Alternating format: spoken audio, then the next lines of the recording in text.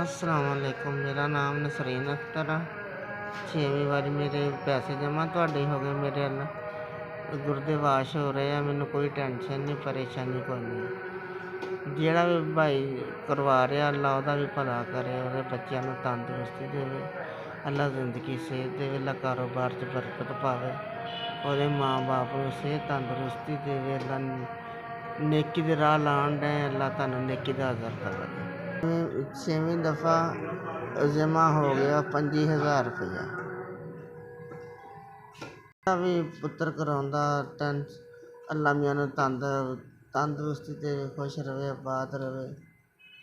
ਅੱਲਾ ਮੀਆਂ ਦੀਆਂ ਪਰੇਸ਼ਾਨੀਆਂ ਦੂਰ ਕਰੇ, ਮੁਸ਼ਕਿਲਾਂ ਆਸਾਨ ਕਰੇ, ਅੱਲਾ ਬੇੜਾ ਪਾਰ ਕਰੇ।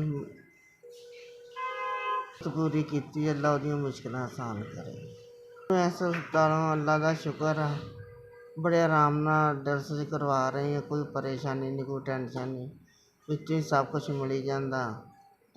ਟੈਨਸ਼ਨ ਮੈਨੂੰ ਕੋਈ ਨਹੀਂ ਹੈਗੀ। ਪੈਸੇ ਤੁਸੀਂ ਜਮ੍ਹਾਂ ਕਰਾਉਂਦੇ ਜੇ, ਉਹਨਾਂ 'ਚ ਵਾਸ਼ ਹੁੰਦੇ ਨੇ, ਮੇਰੇ ਕੋਲ ਕੋਈ ਪੈਸਾ ਨਹੀਂ ਲੈਂਦਾ।